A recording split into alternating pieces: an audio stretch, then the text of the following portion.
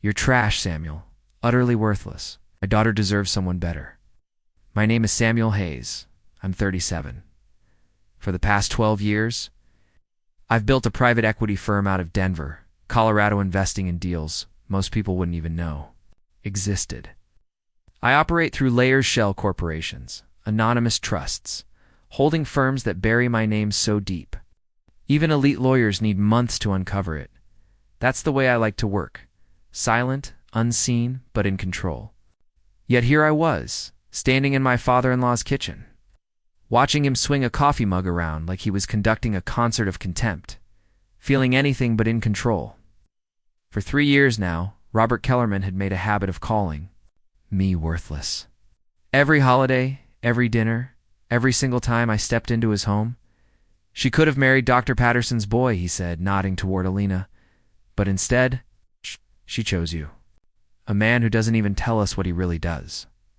Alina sat at the table, stirring her eggs around, eyes never leaving her plate. She kept stirring, like the eggs held the solution to everything broken in our marriage. Samuel works in finance, Dad, she finally muttered, eyes still downcast. Finance, Robert scoffed. That could mean anything. For all we know, he's selling insurance or managing retirement plans in a strip mall cubicle. I watched him loop around his granite kitchen island, each pass turning his face redder. This was Robert Kellerman, CEO and founder of Nxera Labs, a biotech company, limping through its 4th year without profit. He'd inherited wealth from his father's construction firm and somehow believed that made him a financial savant. What he didn't know was I'd been quietly monitoring Nxera's finances for 8 months. Nxera was bleeding cash, chewing through its remaining venture funds. It needed a miracle, exactly the kind of lifeline I specialized in providing anonymously. You just sit there, Robert snapped, jabbing a finger toward me. A real man speaks up. A real man defends himself. I nodded slowly. Right, Mr. Kellerman. Silence fell. Lena finally raised her head, confusion in her eyes. Even Robert seemed caught off guard. Damn right I'm right, he said, his tone now unsure. Absolutely, I replied, standing and slipping on my jacket. Alina deserves better. I walked toward the door, their stares heavy on my back. Elena's chair scraped across the floor. Samuel, wait. But I was already out in the crisp November air, knowing things were about to shift permanently. I'd met Alina 5 years ago in Boulder at a gene therapy conference. She'd been presenting sharp, passionate, dedicated to a small biotech firm. I was there scouting medtech investments. I hadn't expected to fall for the speaker. Things moved fast, maybe too fast.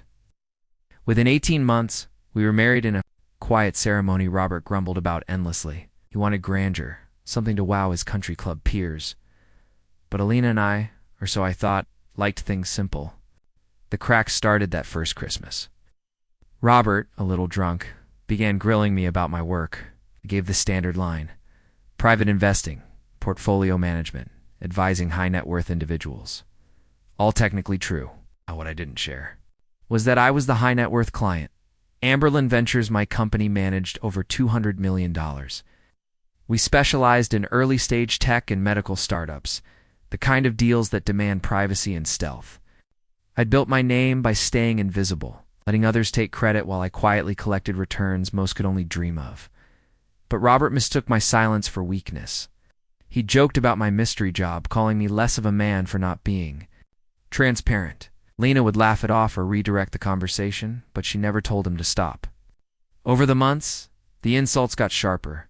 Robert mocked my wardrobe, my car, my supposed lack of ambition. He held me up against doctors and lawyers from his circle loud, flashy men flaunting their success. Worse, Alina began shrinking during these dinners. The vibrant scientist I'd married became quieter, always apologizing for her dad after another round of jabs. She never stood up to him. 3 months ago, everything changed. While researching investment options, I reviewed Nxera's finances. They were circling the drain. Dozens of VCs had already passed, spooked by their debt-to-revenue ratio. I saw 2 paths: save Robert's company through anonymous funding, or let it collapse. The businessman in me weighed the ROI, but the son-in-law in me saw something far more personal. So I started due diligence carefully, under layers of corporate obfuscation. Robert would never guess that the man eating at his table was also his company's hidden last chance. But 3 weeks ago, the final crack appeared. At Elena's birthday, we sat at Robert's house. He'd invited his brother-in-law Harold, a heart surgeon who loved bragging about Aspen and his new 40-foot yacht. "What about you, Samuel?" Harold asked, clapping me on the back. "Any new toys lately?" Robert leaned in. "Samuel doesn't really buy things. He's practical. Aren't you?" Elena's hand squeezed mine under the table, a silent plea for patience. But Robert wasn't done. "Let's be real. My daughter's a renowned scientist, published international speaker. She could have had anyone, doctor, lawyer, but she picked him." The room went still. Elena's hand fell limp. I looked at her. She couldn't even meet my gaze. It's not because of Robert's behavior, but because she was embarrassed. Embarrassed by me. That's when I knew. This wasn't going to improve. She wouldn't defend me because some part of her agreed with him. I stood, folded my napkin, and looked Robert in the eye. "Oh, you're absolutely right. She does deserve better." I kissed Elena's forehead and left. She called after me, but I didn't turn. I had plans to make. The $15 million deal I'd prepared for Nexera, I shelved it. Instead, I called my lawyer, James Morrison, and told him to draft 3 things: a formal investment withdrawal, contract termination, and a release to disclose my identity. "Are you sure, Samuel?" James asked. "The fundamentals are solid. Personal feelings aside." "Sometimes," I told him, "the best investment is the one you don't make." By noon, all documents were finalized. Delivery was scheduled for 10 a.m. the next morning. Just enough time for Robert to sweat. That evening, Elena came home. "My dad called," she said, eyes tired. "He thinks he went too far. Wants to talk? Just us 3. Try again." She truly believed this was about feelings hurt pride. But it wasn't. "Elena," I said gently, "how long have you been ashamed of me?" "What? I'm not. You never told him to stop?" "Not once. He doesn't mean it. He's just protective. He called me worthless in front of your family. You said nothing." Tears welled in her eyes. It gets angry when challenged. "So you picked his comfort over my dignity." "That's not fair," she whispered. "But it was." "I love you," she said. That made it worse, I know. But love means nothing if you won't fight for it. She left an hour later. I knew she wasn't coming back, not really. Even if we stayed married. She'd always see me through his lens. At 10 a.m. sharp the next day, James confirmed the withdrawal notice had been delivered. At 10:20, Elena called. "Samuel, something happened. Dad's investor $15 million backed out. He's freaking out." "I'm sorry to hear that. They won't say who. It's anonymous. But he's panicking." "Do you think?" She asked carefully. "You could ask around? See if anyone knows who pulled out?" "It's the irony." "I'll look into it," I said. Then I scheduled a text one for her. One for Robert set to deliver at 10 a.m. the next morning, alongside a message from James. That night, I reviewed Nexera's files again. They confirmed everything. Robert had ruined his own company by forcing a launch his team had warned against, Elena included. She'd written a memo outlining why the product wasn't ready. Robert ignored it. It bombed. He blamed her, made work unbearable, and she quit. I called Dr. Patricia Webb, Elena's old colleague. "Tell me about Nexera," I asked. She didn't hesitate. Robert's a nightmare. Great scientists. Terrible leadership. When I hung up, I sat alone in my office, staring at everything I now knew. That $15 million would have rewarded arrogance. It would have validated his failures. And it would have let Elena avoid making a choice. Now she'd have to choose at 9:45 the next day. I called her. "Sit down," I said. "I'm the investor." Silence. "My firm, Amberlin Ventures." It was me. We were ready to invest. "Out yesterday? That's not possible. You don't have that kind of Elena. I own Amberlin. $200 million? AOM? I was the investor he's been chasing?" Her voice cracked. Why didn't you tell me? Because I wanted to see how your family would treat someone they thought didn't matter. So it was a test?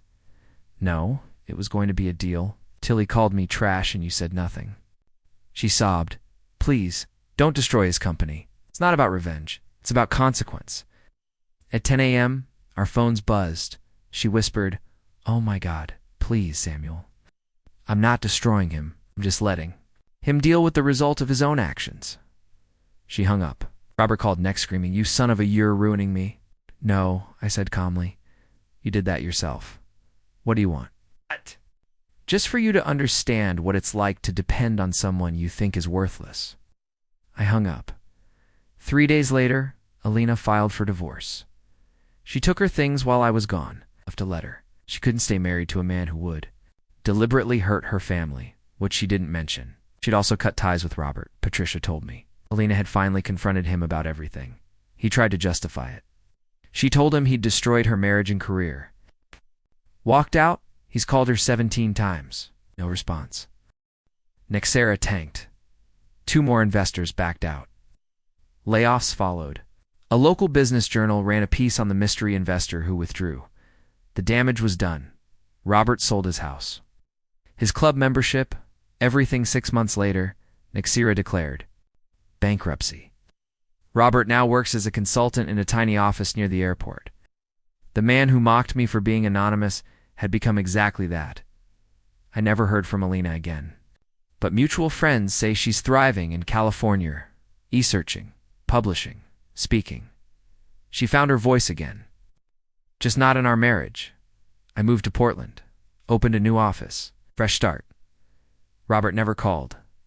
Didn't need to. World showed him who he really was. He learned the hard way. Respect isn't inherited. It's earned, especially when you think no one's watching. Sometimes the best revenge is just letting people be who they truly are. And sometimes the man you thought was worthless turns out to be the one with all the power.